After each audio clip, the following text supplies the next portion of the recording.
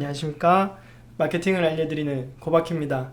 제 옆에 계신 분은 김유신 강사님입니다. 안녕하세요.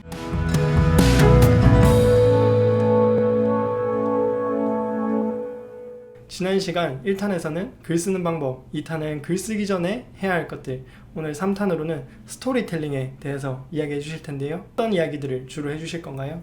글을 쓰실 때 보통 부담부터 빡 오거든요. 네. 그래서 저는 최대한 좀 쉽게 접근하는 방식으로 내가 쓰는 글이 그냥 블로그에 쓰는 글이든 어떤 장르의 글이든 스토리텔링 기법으로 좀 접근하시기를 좀 얘기를 드리고 싶어요. 네네. 예를 들어서 내가 어느 맛집에 갔다. 그럼 그냥 가서 맛집에서 맛있는 음식을 먹고 쓰는 게 아니라 내가 맛집에 가는 사람인데 어떤 주인공이 있다라고 우리가 상상을 한번 해보는 거예요. 아, 주인공이요? 보통 영화 보면 어떠세요? 주인공이 있고 그쵸. 보통 영화 초반에 문제가 터져요. 네네. 그리고 미션을 받아서 이걸 해결해야 해결하죠. 되고 그 해결해야 되는 과정 중에 조력자도 나타나고요. 네. 그리고 또 악역도 나타나고 그러면서 내가 정말 찾아야 될 정보들을 찾기도 하고 잘못된 정보를 찾기도 하고 그러다가 결국엔 제대로 된 정보를 찾아서 문제를 해결하는 방식으로 가는데 이런 식으로 스토리를 집어넣었을 때 글을 읽는 분들이 이런 똑같은 정보도 되게 잘 흡수를 하시고 심지어 보통 정보성 글 이 집 맛있다라고 하면 어떠세요? 혹시 이 사람 뭔가 그냥 써주는 건가 대가성이나 뭐 여러 가지 그쵸. 생각 드시잖아요. 별 신뢰가 없죠. 그쵸. 근데 스토리를 전면에 깔아버리면 내가 정말 하고 싶은 얘기를 뒤에서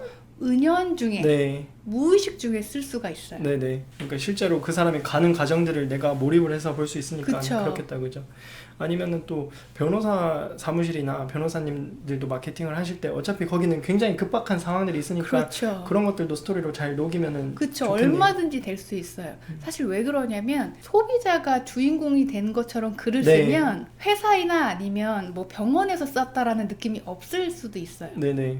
그리고 기본적으로 사람들은 이야기를 좋아해요. 네. 그렇기 때문에 이야기를 따라가면서 주제를 제시하는 게 가장 좋고 그래서 요새 기업체들이 브랜딩 광고를 되게 많이 만들죠. 크리넥스 광고를 보면 숲이 나오잖아요. 네네. 그럼 그런 식으로 이미지 안에 스토리도 많이 집어넣거든요. 음. 그랬을 때 사람들이 훨씬 더 친숙하게 다가가는 게 있어요.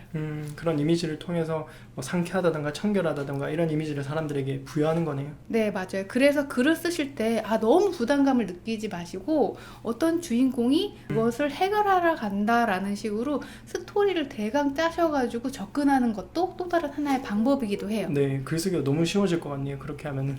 그러니까 약간 일기처럼 쓰셔도 돼요. 그렇게 일단은 적어놓고 그 다음에 수정으로 들어가면 되는 거죠. 내가 편하게 썼던 말투에서 블로그에 적합한 말투로 다시 수정을 네. 하면 되겠네요.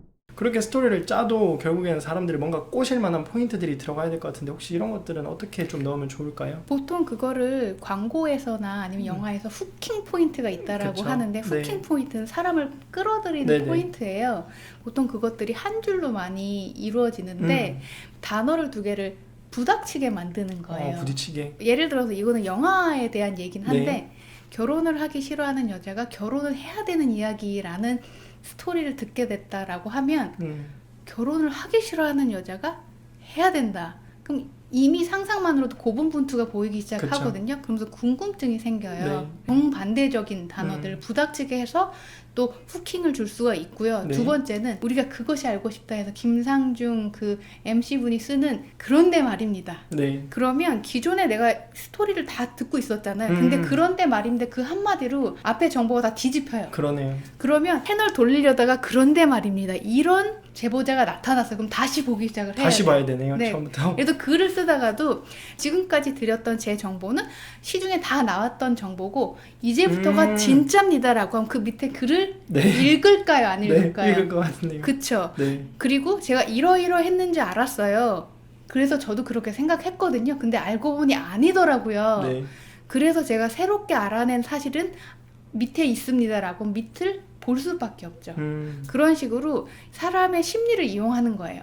보통 또 다른 무언가가 있다라고 하면 사람들은 궁금해서 나가질 않거든요. 그쵸. 그래서 그런 식으로 스토리 라인에다가 끼워 넣어서 해야 되는 건데 이거는 팁으로 알려드릴게요. 그것이 알고 싶다 사이트 들어가셔서 네. 미리 보기가 네네. 있어요. 그러면 네. 거기가 그런 방식으로 글이 쓰여져 아, 있거든요. 거기 원고가 있나요? 그쵸. 네. 그래서 그거를 매주 나오는 거를 보시고 어떻게 문단을 넘기는지만 연습을 좀 해보셔도 블로그 글 쓰실 때 도움 받으실 수 있으실 거예요. 그러면 방송국의 프로 작가들의 글을 보고 내가 공부를 할 수 있는 거네요. 그쵸. 거기다가 그것이 알고 싶다에서는 결론을 절대 안 내놓거든요. 아. 미리 보기에. 네.